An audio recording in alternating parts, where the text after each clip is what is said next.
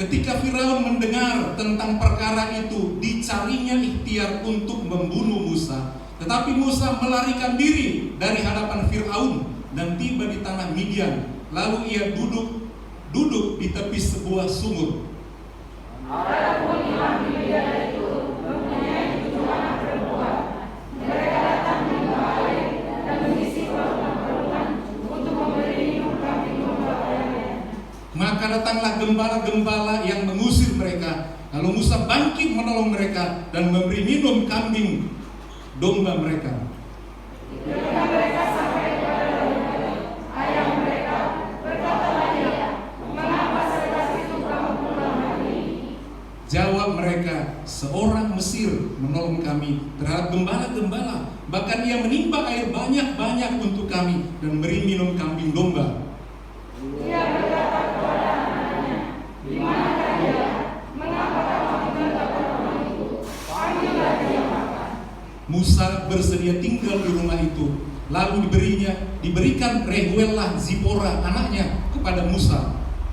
Perempuan itu melahirkan seorang anak laki-laki, maka Musa menamainya Gersom. Sebab katanya, "Aku telah menjadi seorang pendatang di negeri asing." Puji Tuhan, silakan duduk. Saudara, kitab Perjanjian Lama sangat penting dipelajari karena mengingat bagaimana cara Tuhan menyelamatkan manusia dengan caranya sendiri. Kalau seseorang melakukan kesalahan yang fatal, orang itu bisa merasa menyesal, dan kesalahan manusia bisa menjadi satu pelajaran yang berharga untuk bisa membenahi dirinya masing-masing ke depan. Kita melihat juga bagaimana kehidupan Musa. Kita belajar dari kehidupan Musa, dia banyak melakukan kesalahan fatal. Walaupun demikian, dia dipakai oleh Tuhan. Sebelum kisah ini kita uraikan, kita melihat dulu siapa Musa. Musa lahir dari satu keluarga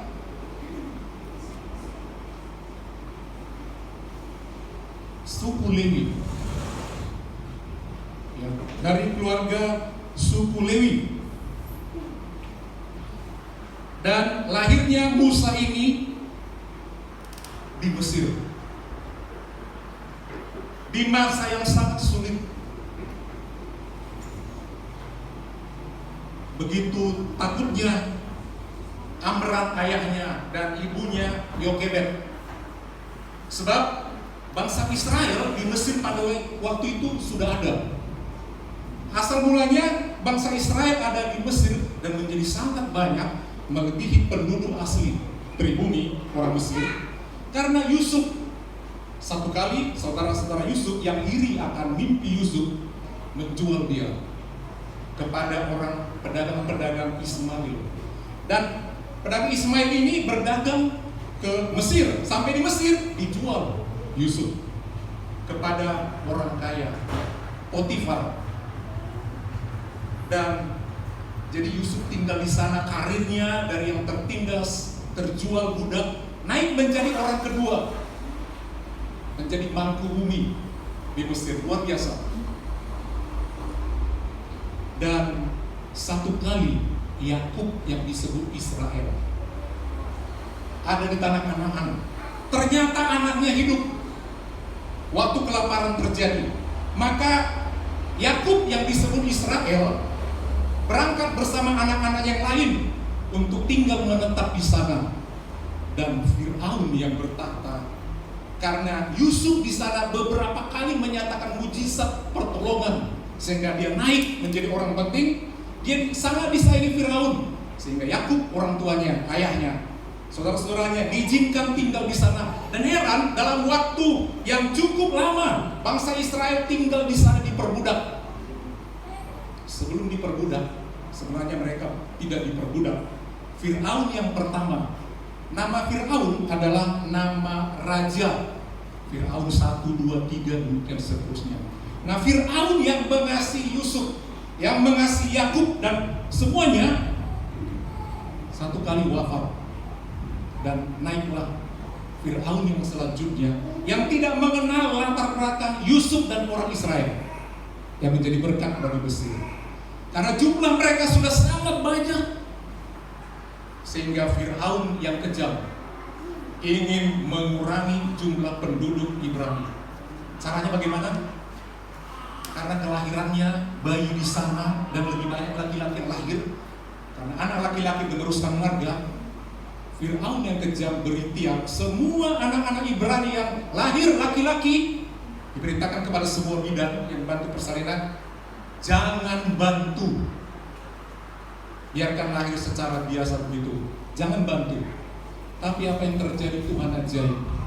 Tuhan membuat hati para bidan tidak berani untuk tidak menolong. Dan mereka punya alasan bilang sama Fir'aun, ketika Fir'aun heran, kenapa tetap tumbuh? Jumlah mereka tetap dalam kependudukan, kakak mereka tetap tambah di kakak mereka. Orang Ibrani dipanggil semua bidan-bidan di Mesir. Kenapa begitu? Dan mereka katakan, ibu-ibu Ibrani beda dengan ibu-ibu Mesir. Mereka sangat kuat. Sebelum kami sampai, anak sudah lahir sehat. Kami tidak bisa lagi berbuat apa-apa. Kamu tidak berguna, udah bagus ya. Padahal tidak begitu semuanya. Akhirnya murka Fir'aun. Selanjutnya ambil anak-anak itu semua yang terlanjur hidup, buang ke Mesir, meratap orang Israel. Demikian juga Yokebed dan Amram, bayi 3 bulan masih disembunyikan. Itu kata Alkitab, 3 bulan, bayi 3 bulan bisa disembunyikan, tidak begitu keras suaranya. Tapi setelah 3 bulan tidak tahan lagi. Dipanggil anaknya yang gadis, Miriam.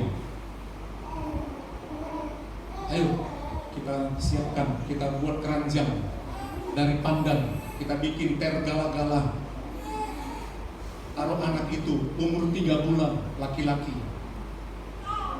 diantar ke sungai Nil, dia pungkam, dibawa oleh air yang mengalir. Dan ketika mengalir, nyangkut di tempat di mana biasa putri Fir'aun mandi di sungai Nil. Nyangkut di sekitar itu, di rawa-rawa di situ. Ketika mandi, dia mendengar ada tangisan. Dia berkata pada dayak-dayak itu, cari itu, pasti itu bayi Ibrani yang dibuang. Karena dia tahu perintah suaminya, bahwa bunuh semua anak laki-laki Ibrani yang lahir. Diambil dan dia lihat, ini putri, anak laki-laki. Wow, begitu indah anak ini. Bayinya ini kita ambil menjadi anak. Begitulah cara Tuhan menyelamatkan calon seorang pemimpin dari bayi. Ketika diambilnya, wah, bagaimana ini? Putri memelihara anak ini. Cari ibu-ibu yang bisa menyusu. Cari kira-kira siapa yang punya anak ini. Untuk aku, kita harus besarkan. Jadi putraku, jadi pangeran. Dicarilah. Waktu itu kakaknya Musa terus memperhatikan kemana jalannya petik pandan itu, ngapung, dan siapa yang menyelamatkan. Langsung dia lihat, wah, adekku udah diambil putri, diangkat jadi anak. Dia lari sama mamanya, ma, adek udah diambil sama putri, katanya aku dengar mau jadi anaknya. Waduh,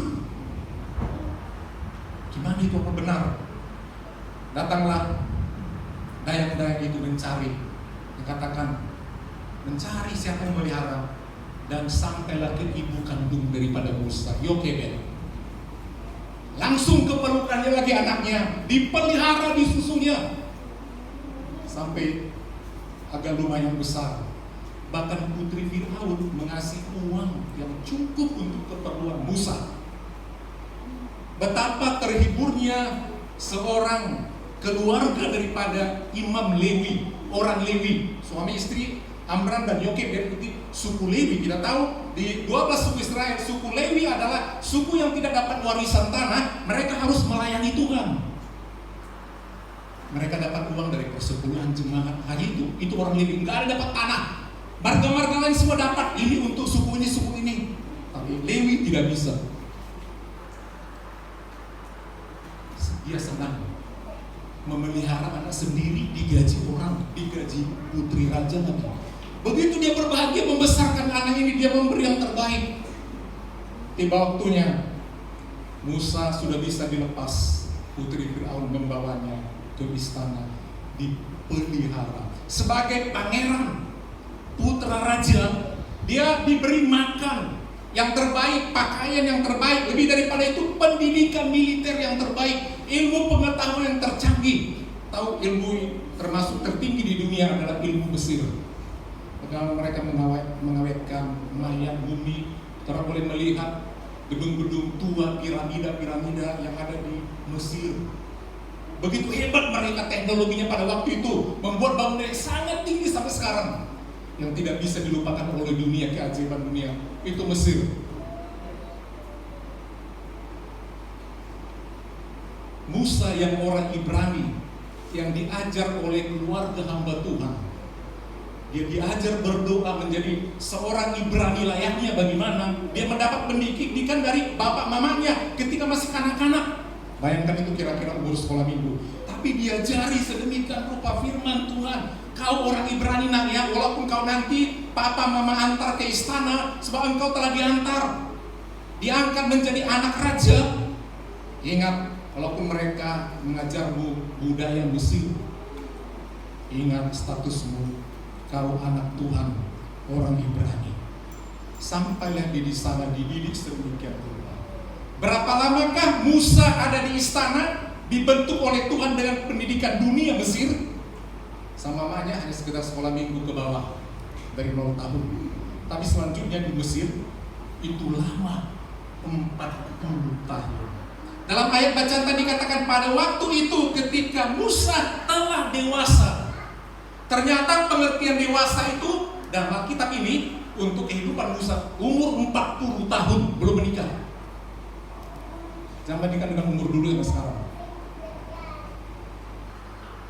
40 tahun hidup di Mesir, hanya beberapa saat sama orang tuanya. Cara makannya, cara berbicara, budaya, isi otaknya, penampilannya Mesir. Apalagi dia adalah putra raja yang diangkat. Jadi ketika dia keluar, dia ingat siapa darahnya yang mengalir. Aku orang Ibrani. Walaupun posturku semua, busanaku, cara berbicaraku, apa yang kupakai, aku anak raja. Ketika dia jalan keluar, dia melihat bangsanya. Dikatakan dalam ayat itu, dia melihat saudara-saudaranya. Jadi ingat, kemanapun saudara merantau, ingat saudara orang Kristen. Kalau saudara orang Batak, ingat saudara orang Batak dengan segala budayanya yang sangat indah. Ketika dilihatnya, saudaranya tiba-tiba dipukul oleh orang Mesir. Dipukul. Maksudnya pikir, mamaku, bapakku ngajarin aku bahwa engkau walaupun tinggal makan enak, mama papa makan biasa. Sebagai orang Ibrani, kau orang istana. Ingat anakku, kau orang Ibrani. Kita tidak mau selamanya tertindas di sini. Tidak kebetulan engkau ada di situ. 40 tahun, tengoknya begitu. Dipukul saudaranya. Orang Ibrani darahnya langsung mendidih. Memang aku makan dari orang Mesir, dari kerajaan. Tapi melihat bangsaku, sukuku dihajar sama orang Mesir. Orang Mesir yang ngasih makan aku, hantam dia. Dia emosi, langsung bunuh. Mati orang Mesir itu. Musa takut, namanya dia melakukan dosa yang besar. Begitu takut, dia tidak ada orang. Dia kubur di pasir. Dipikirnya tidak ada orang. Pulang dia ke istana. Besoknya dia terus observasi kehidupan orang Ibrani, saudara-saudaranya. Karena dia udah cukup dewasa, nggak mungkin aku terus di sini. Nasihat bapak mamaku, ingat kau orang Ibrani. Bilang kami di sini, kau makan enak di sana, dia bangsamu, marga-margamu nih, makan tak makan. Hari kedua keluar lagi di dalam ayat tadi. Hari berikutnya dia keluar, apa yang dilihatnya? Orang-orang dia yang berkelahi, nggak tahu diri. Ibrani dengan Ibrani kelahi, jemaat sama jemaat kelahi, orang Batak sama orang Batak kelahi. Satu gereja sama satu gereja kelahi, kira-kira begitu. tak betul juga ini bangsaku di rupanya. Nggak tahu diri. Udah tahu tempat orang, kelahi lagi bukannya bersatu. Akhirnya dia bilang begini, kenapa kalian kelahi? Jadi orang yang memukul itu, memukul yang lain yang bersalah, kenapa kau pukul dia? Langsung dia bilang, namanya lu siapa lu? Kapan kau diangkat menjadi hakim? Kau memang anak raja, kau memang hebat, punya pendidikan, punya ini. Tapi sejak kapan kau diangkat menjadi hakim? Dia langsung berpikir, kau pikir kami tidak tahu siapa engkau? Kau kemarin membunuh orang kan? Kau mau bikin nasibku yang memukul kawanku ini, mau kau bunuh juga? Akhirnya Musa, berarti aku ketahuan membunuh. Walaupun telah kulihat kiri kanan tidak ada orang. Ternyata ada saja cara Tuhan menyingkapkan siapa yang berbuat salah. Dalam ilmu kepolisian, semua kejahatan pasti meninggalkan jejak. Itu prinsip polisi. Makanya pasti dicari celahnya dan dapat. Biasanya begitu. Tidak ada orang yang pintar menghapuskan barang bukti. Pasti ketemu celahnya, entah di mana. Sepintar itu Musa mendiamkan, menyembunyikan dosa, membunuh itu, ternyata ketahuan. Mendengar itu laporan bahwa anak raja Musa telah membunuh orang, malulah raja. Telah bertindak semena-mena, dia belum menjadi raja, baru menjadi seorang pangeran, baru anak, itu pun anak angkat, berani-berani membunuh, ada pengadilan. Dia berikhtiar mau membunuh anak angkatnya itu. Mendengar itu Musa ketakutan. Dia lari, tinggalkan makan enak di istana, tinggalkan rumah mewah istana, semua dia tinggalkan. Lari ke Midian. Midian itu daerah yang ngeri lagi, jauh sekali, yang dia tidak tahu. Pokoknya dia dituntun pergi ke sana, lari karena ketakutannya. Dia hidup membawa budaya Mesir sampai dia di kota Midian itu. Tentu itu melewati hari-hari, minggu untuk lari ke satu daerah yang jauh, perjalanan melewati padang gurun. Bagaimana dia bisa makan di jalan, Alkitab tidak menceritakan. Tapi sampai di kota Midian, satu kali dia duduk dekat sumur di mana biasanya ternak domba kampung Midian itu ambil minuman oleh para gembala. Ketika dia duduk, dikatakannya datanglah 7 gadis cantik, putri Imam Reuel. Putri imam. Kalau dikatakan anak imam, tugas imam adalah menjadi perantara untuk membela umat yang berdosa. Itu fungsi pendeta atau gembala, membela umat, mendoakannya, memberkatinya, menyembuhkannya, membimbingnya. Demikian itu juga seorang imam pada waktu itu. Membela umat, menolong, menguatkan, membimbing dan sebagainya. 7, semua perempuan, anak gadis. Semuanya kompak membantu ayahnya memelihara kambing domba mereka. Pasti orang zaman dulu kalau punya kambing domba ternak yang banyak, kayaknya minta ampun. Sebab dari kambing domba itu lahir susu, produk wol, pakaian, dan lain sebagainya. Diproduksi dari kambing domba itu. Waktu itu biasanya gadis ini seringkali digoda, namanya 7 gadis cantik. Bingung para gembala laki-laki melihat, selalu digoda, diganggu sehingga mereka sibuk untuk melayani mereka itu supaya bagaimana ini kambing domba pada sore hari harus kenyang makan minumnya sebelum dibawa masuk ke kandang. Musa melihat nakalnya para gembala laki-laki mengganggu, berebut ambil minuman dari air sumur yang besar. Mereka harus timba, kasih minuman ke palungan-palungan, dan ternak itu bukan sekedar 100, 200, itu bisa ribuan loh. Wah, banyak sekali. Bagaimana 7 gadis ngasih makan sekian banyak kambing domba? Itu membingungkan. Berapa lama itu, sampai jam berapa sampai di rumah pulang untuk lapor kepada Reuel, ayah mereka imam. Reuel adalah nama penghormatan daripada seorang imam, itu gelar imam. Waktu ditengok digoda, akhirnya dia usir para gembala itu. Jangan ganggu. Ladies first. Biar perempuan duluan. Kalian bisa sampai jam berapa, tapi mereka tidak boleh lama-lama di padang ini. Musa batu kimbal air itu isi ke palungan-palungan. Memang semua kambing domba, semua air yang harus diangkat, kendi-kendi yang harus diangkat itu juga di situ dia bantu angkat naik ke rumah mereka. Sehingga mereka senang dan lebih cepat pulang. Sampai di rumah mereka, ayahnya bertanya, udah kasar terus seburu ini semua sudah pulang. Biasanya belum sampai jam segini, cepat kali, hebat kali. Jadi bertanya, Boru, kenapa kalian semua cepat kali sampai? Ada seorang Mesir. Alkitab berkata, ada seorang Mesir, padahal bukan orang Mesir, orang Ibrani, sama-sama orang Ibrani sebenarnya. Hah? Orang Mesir? Dari mana kau tahu dia orang Mesir? Dari gaya ngomongnya, dari pakaiannya, semua cara-caranya. Bukan orang kita loh, bukan orang kita, dia orang Mesir. Kok bisa ada orang Mesir baik sampai ke tempat kita ini? Panggil dia orang Mesir yang luar biasa, orang yang baik, bisa menolong kalian cepat kali sampai. Pasti dia orang istimewa. Panggillah Musa di sana, umur 40-an tahun. Kasih makan, kata bapaknya, kasih makan. Langsung dibilang, diceritakan dari mana dia tentunya. Hanya dikatakan, udah tinggal di sini, kan kau udah lari, jadi seorang pelarian. Ya udah tinggallah kau di sini anak muda. Tinggallah di sana, dikasihlah job yang baru, menggembalakan kambing domba, membantu anaknya yang 7 itu.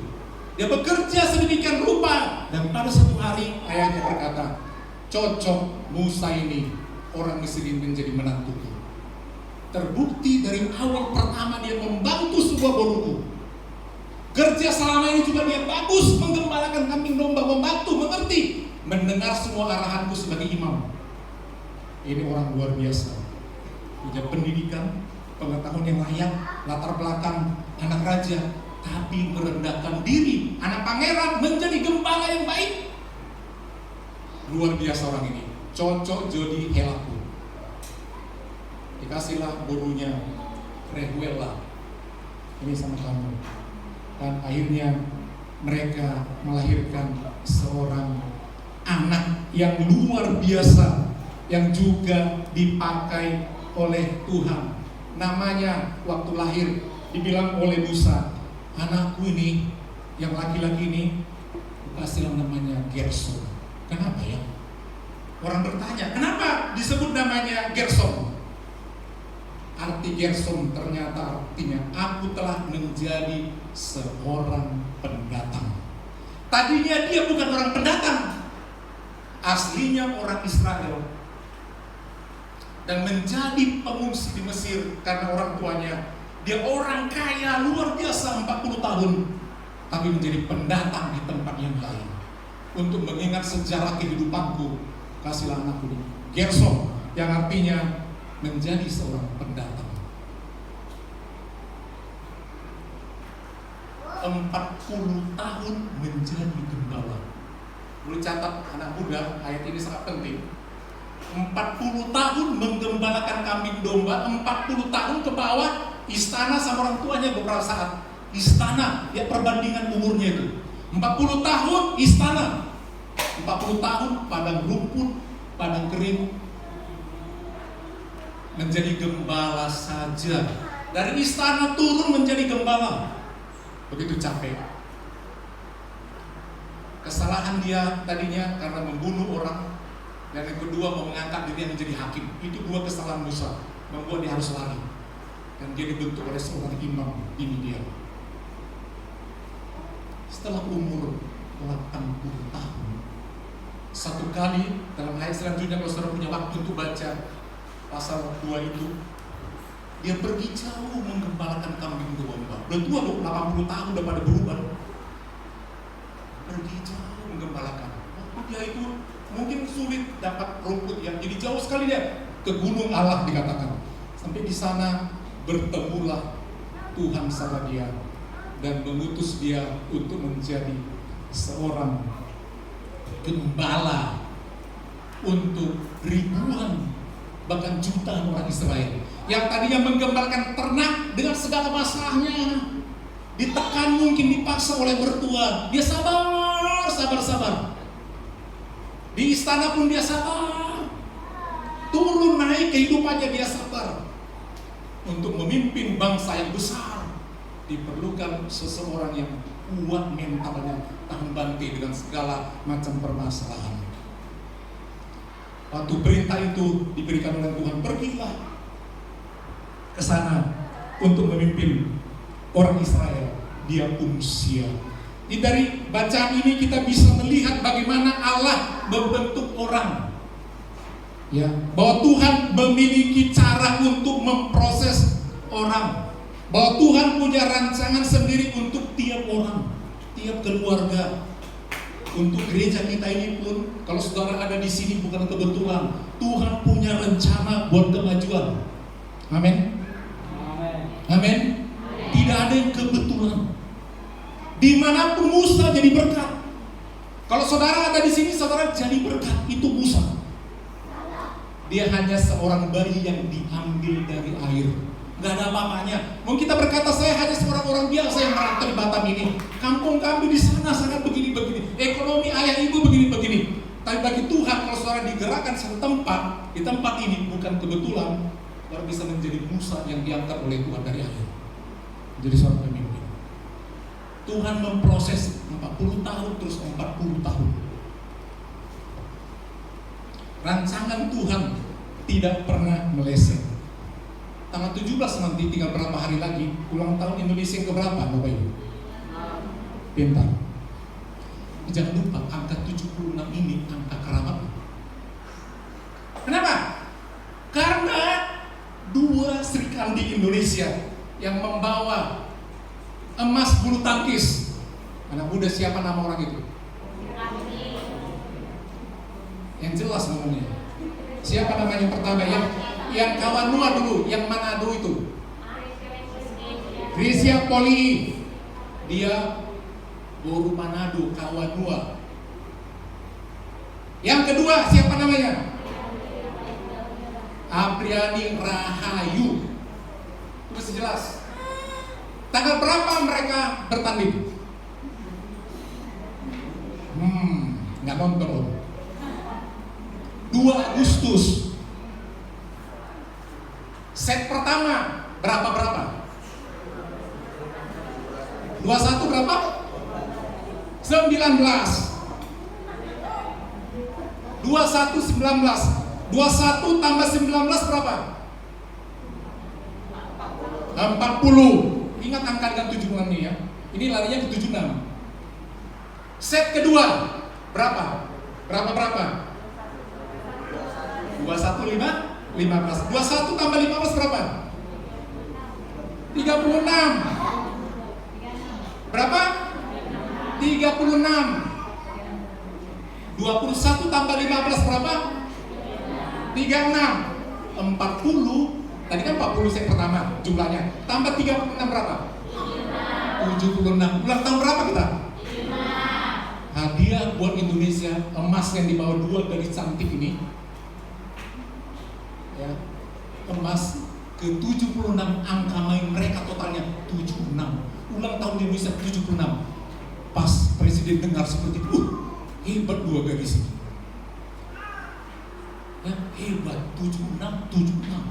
Ku telepon dia, video call. Halo, terima kasih. Menjadi hadiah di tengah kesulitan ini membuat aku bangga. Kalian putri yang terbaik. Siapa latar belakang mereka? Orang yang biasa.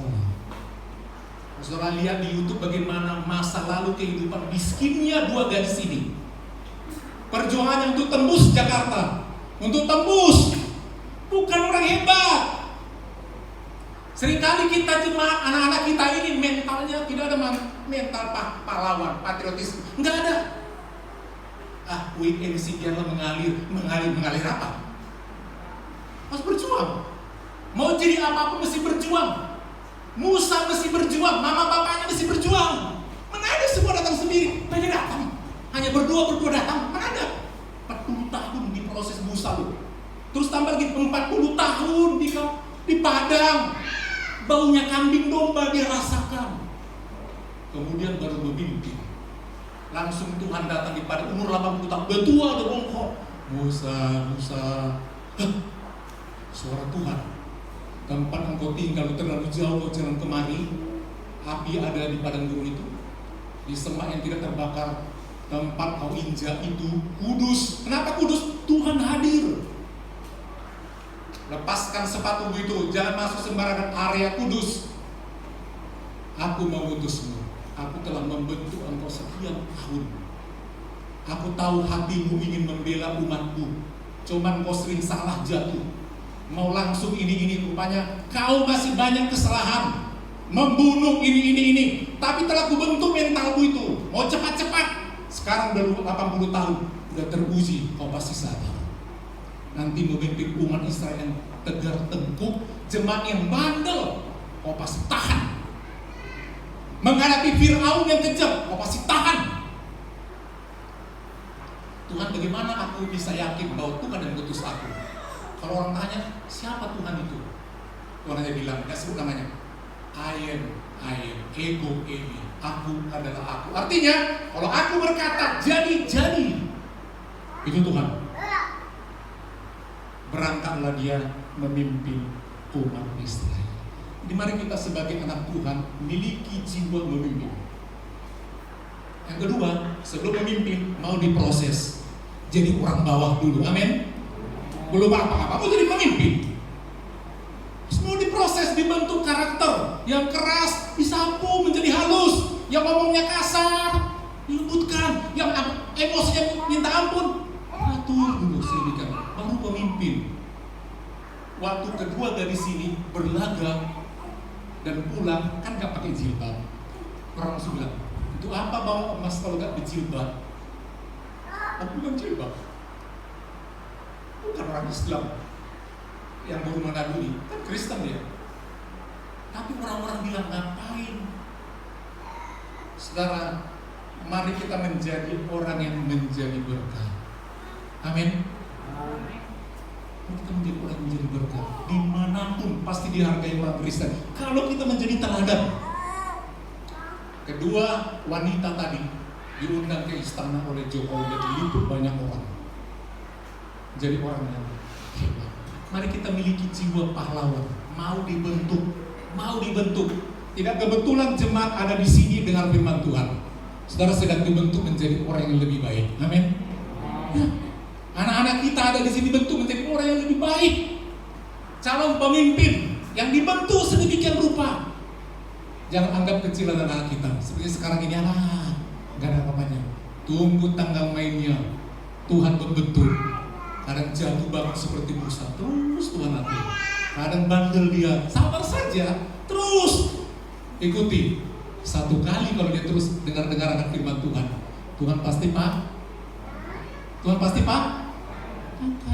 Amin, gitu Bapak Ibu. Harus sabar. Tuhan sabar sama anaknya, orang tua juga harus sabar sama anaknya. Sabar, terus bawa kepada pengenalan firman Tuhan. Terus sabar. Kurang apa? Yokebed melihat anaknya, bisa dibiarkan, udah. Tahu juga ada orang lain mati, anakku mati juga ya nanti dibunuh. Tapi mereka punya pengharapan.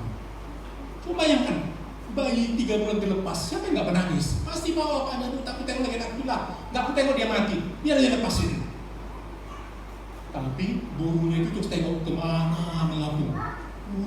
Diambil orang. Lama sama mamanya. Teruslah begitu. Bayangkan berkat bagi keluarga Yokebed. Biasanya orang kalau panggil baby sister, siapa yang bayar? Siapa yang bayar? Yang punya anak kan? Bayar. Tapi Yokebed menyusui bayi sendiri, membesarkan, siapa yang bayar? Putri Firaun. Udah anaknya sendiri, biaya makannya bukan bapaknya. Putri Firaun, karena apa? Telah menjadi anak Firaun. Kan kaya mereka, pasti uangnya lebih. Ini buat bayiku, ini buat Kamila lebihnya sebagai memelihara. Terus tinggal di istana, baju pakaian semua bukan orang tua lagi, anak raja. Itulah orang Kristen, anak raja. Pastor berkati, remaja pemuda ingat, cintai Tuhan. Amin. mencintai pelayanan. Musa terus dibentuk melayani. Dari Fir'aun, dari mertuanya Yitro Rehuela. Dia terus dibentuk di situ. Sabar, ketika dia besar sabar, ikuti didikan. Orang yang mendiri saudara dimanapun, baik di sekolah, di kampus, di lingkungan dimanapun, Tuhan sedang menata kita menjadi orang yang kuat. Tidak kebetulan saudara dapat lingkungan yang keras, saudara sedang dibentuk untuk menjadi orang yang luar biasa. Semua orang yang hebat di Alkitab punya cara Tuhan untuk membuat mereka menjadi orang yang hebat. Paulus kita melihat dibentuk oleh Tuhan 3 tahun. Sedemikian rupa dia begitu sulit untuk menjadi seorang rasul. Dari seorang yang pembunuh orang Kristen menjadi penyelamat, pemberita firman Allah. Dari banyak membunuh orang Kristen, itu Paulus. Dari Saulus menjadi Paulus. Yusuf dari proses 13 tahun untuk menjadi mangku bumi di Mesir. Orang-orang yang susah tapi diangkat oleh Tuhan. Demikian juga kita, saudara-saudara semua, anak-anak Tuhan. Yakinlah, saudara di PT mengalami kesusahan, jangan biasa melawan. Amin, Bapak Ibu. Itu cara Tuhan membentuk karakter orang. Ya, dimanapun jangan suka melawan. Dimanapun. Mau difitnah orang, diamkan saja. Ya, sekarang ini kalau mau terkenal, saudara mau jadi orang hebat, siap diejek orang. Amin. Semakin saudara hebat, semakin saudara diberkati Tuhan, semakin saudara diserang. Harus siap. Mau jadi orang besar, siap diserang. Baru kuat. Makin tinggi pohon, makin kencang anginnya, makin ke atas anginnya lebih ngeri. Gini-gini dulu. Tapi karena kuat, mana jatuh-jatuh. Orang yang banyak dikritik, banyak diejek, dia menjadi orang hebat.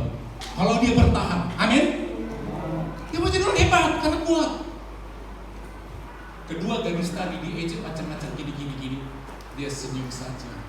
Presiden telah undang ke istana kami, dapat hadiah banyak. Mau dibilang gini, biarin aja. Tapi ada satu artis sekarang lagi diperbincangkan, Ayu Ting Ting yang gak Ting Ting lagi. Sebenarnya dia bukan lagi Gadus Ting Ting. Anaknya diejek orang. Orang yang mengejek itu didatangi sama mama, bapaknya. Padahal mereka orang biasa. Masa lalunya orang gak ada bapaknya. Dilabrak. Rupanya yang mengejeknya itu di media sosial, kerja di luar negeri yang ejek. Itu langsung begini. Datangin bapak mamanya di kampung. Maksud pengejek itu dilabrak. Ngomongnya sangat kasar, orang tuanya kasar banget, merasa hebat, memasukkan ke penjara, begini begitu. Orang-orang melihat sikapnya itu mengejek. Jangan bikin tanda tangan yang namanya Ayu Ting Ting, jangan lagi diterima tampil di stasiun TV manapun, biar tahu dia sombongnya minta ampun. Kata banyak orang, ribuan orang bikin petisi tanda tangan, turunkan dia, muat setiap stasiun muncul dia, tidak Ayu lagi dia. Hotman Paris angkat suara. Orang seperti itu bisa digerek karena mengancam orang tuanya. Itu urusan anaknya macam-macam. Kok orang tua diancam-ancam? Bisa dipenjara. Ayu pun bisa penjara. Senjata makan Tuhan. Satu sisi lagi yang lain, save Ayu, selamatkan Ayu yang pro sama dia, selamatkan. Tapi ketahuilah, kalau mau jadi orang terkenal, harus siap diejek orang, dan lebih bagus apa jawabannya? Diam aja, nanti lewat sendiri. Amin. Masih tahan ketika suatu digoyang. Kalau mau jadi orang hebat, tahan digoyang. Presiden kita, Bapak Jokowi, banyak orang goyang dia. Ngejek inilah, dibilang PKI lah. Ada dia berbicara, slow, senyum saja. Itu pemimpin, usah macam-macam. Nggak usah disuruh penembak misterius. Biarkan Tuhan yang turun tangan. Amin. Amin. Pemuda remaja, amin. Itu buat mental. Jangan gampang tersinggung. Kalau menjadi orang hebat, jangan gampang tersinggung. Tuhan sedang memberkati kita. Amin. Mari kita bersama-sama melayani Tuhan saudara. Tuhan sedang membentuk saudara Terima kasih Tuhan. Kita bangkit berdiri semua. Satu pujian mengatakan, pujian dan syukurku ku bawa padamu, dengan rendah hati persembahkan. Setiap hidup kita seperti Musa, dia persembahkan untuk Tuhan.